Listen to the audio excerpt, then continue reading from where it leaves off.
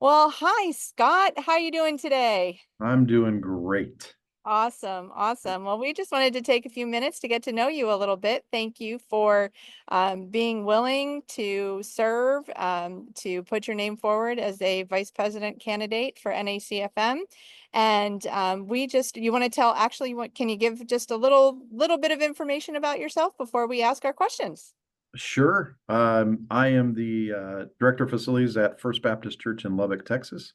I'm married to my wife almost 38 years this Oh, summer. that's great. Um, and I have been between two churches. I have been an FM for 27 years. And Wow. and this is my 25th year with the NACFM. Oh, that's awesome. That's awesome. So you've been here with us through most of it. So Yep. most of the time in NACFM. Great. Awesome. Okay. Well, what inspired you to pursue a leadership role on the board, and how do you see yourself contributing to the mission?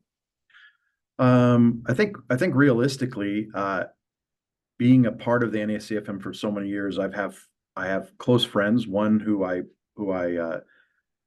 brought me here to First Lubbock, and that's Dean Johnson. But Dean was on the board. Good friends with Johnny Owens. Though good friends with people that have been on the board in the past, and it's a great organization. And uh, I really at some point had wanted to be a part of it. Never really took any step forward. Toria some couple years ago said, "Hey, I need you to think about it." So I did a little praying and thought about it, and decided I would throw my name into the hat, so-called hat, and so here I am. Um, I I think realistically, my time as an FM gives me hopefully a good advantage and a good help for being on the board. And so I'm just excited to attempt to move forward and offer what I can. Great. Awesome. Tori's good at doing that. It's because of him that I'm here. So Yeah, I hear you. owe it all to Tori. Right. All right. How has your faith influenced the way you lead and serve in your role as a church facilities manager? So I think realistically, my faith in general has at times in my life not been uh, where I wanted it to be. I probably haven't led both in my role as a facilities manager, in my role as a husband and a father at times. But as I get older and as I've gone through things in my life, whether it's work or personal, I've just continued to be more and more reliant on God, continue to see Him do things in my life. My successes, I think, realistically, only come from Him, and have only come from Him. And uh, I think these last few, I'll say few years, but it's probably been more than that. Um, I've really seen the NACFM strive to bring in more of that spiritual part of our lives into those meetings and into the national conference, and that's just one area for me personally where I feel like if we want to be successful in our role, we've got to continue to put God first and continue to daily grow with Him, continue to be letting Him lead us, continue to make that just the most important thing for us. And those successes, at least for me, have come when I've done that. And I think I put in my bio, I continue to remind myself that God has it and God did it. And I think if I continue to do that, I think those are the things that allow me to not to be better at myself, to be better at home, to be better at my job, um, and hopefully would allow me to be a great board member. Awesome. I think you've echoed things that we've all experienced, the ups and downs that we've experienced through life, and keeping our eye above, right, is what Mhm. keeps us on. So that's great. Absolutely. Thank you. All right. What's one challenge you faced in your facilities leadership journey, and how did it shape your approach to serving others? I was trying to figure out what that one thing ultimately was, but I think real lately, I think the big struggle, especially after COVID, was the fact that and especially here in Lubbock, and there's just a lot of churches who basically got rid of their facilities guys for lack, I'll call it budget reasons, but just trying to get those back here locally has been a challenge. And I think Mm.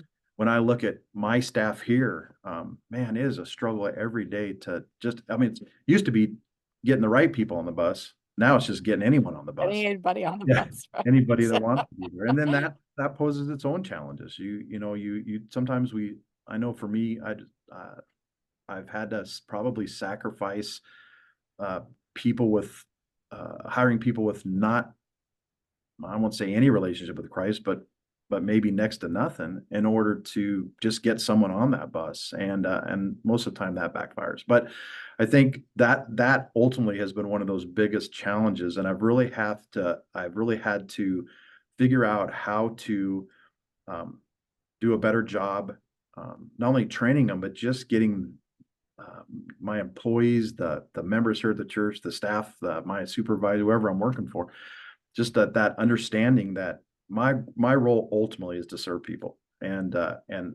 serve the Lord first, but to serve people in here. And in order to do that, I've had to do things that my job probably requires 90% in this office and 10% out of this office. That's not how I like it. But I've really had to try to make that be different. I have this thing with some of the gals that clean my restrooms that I challenge them frequently that I can clean a bathroom better than they can, and I'm not afraid to do that. And I have to get myself out of this office and show them that I can serve them and be a part of what they're doing as well as just sitting back here and getting this work done that tends to not make me as the That's nice. a great word for all of us. I know I could get stuck in the office too, so and and not really get to the people. Yeah. So that's a great word. Thank you for sharing that. What excites you most about the future of NACFM, and what role do you believe the board should play in shaping that future? Um, I, I, I think the most exciting part for me, and I've kind of mentioned already, is just Mhm. uh, this, uh, this, uh, this part of being the peer support piece, taking it a little bit deeper and a little bit further, in just shaping people in their own spiritual lives, encouraging them, coming alongside of them. I've been doing this prayer journal. I've been calling people on the NSCFM list and just regularly. And it's hard. It's hard to get people to answer their phone and all that. And I get it. And a lot of them don't know who I am when I'm calling. So sometimes it's the second, third time you leave a message or whatever. But it though those I have talked to, just how important just that quick phone call was, and just really hitting that spiritual side that a lot of us can do the training and the leadership pieces. Some of us can do it better than others with our eyes closed, but I think the spiritual part takes a little bit more effort and a little bit more understanding as to just where people are coming from and what's going on. So I'm excited about continuing that piece of it. I think future, man, uh, it could go anywhere, to be honest with you, uh, in this day and age. But I think trying to numbers are great. Getting more people involved in NACFM is important, but I also think just um, getting the word out that churches need FMs. They need FMs. They need them, Yeah, and just making the NACFM a word or a statement that most church staffs are aware of, and right. I think that's an exciting piece anyway. That's great. That is definitely a goal for us, without a doubt. Yeah, So make it so that we can visit churches and they've heard of NACFM. More have heard of it than have not, right? I So, agree. all right. If you could swap jobs for a day with anyone in or outside of church, who would it be and why? Um, there's probably a lot I'd like to swap jobs with outside of the church, but realistically, I might some time back, I don't even remember how long ago, my kids for my birthday had got me this day working at the zoo, and I uh, I was able to spend some time working with the hippos and the rhinos, and I'm an animal kind of guy, and I Oh, I love to go to national parks and just I could sit and just watch animals all day long, but I got to be a part of cleaning poop and feeding animals. And be honest with you, that's kind of a cool thing for me. It's a relaxing thing for me. Yeah. Something kind of a weird part, but it's just something I enjoy. And so if I could trade positions, it probably was someone working zookeeper or something in that realm.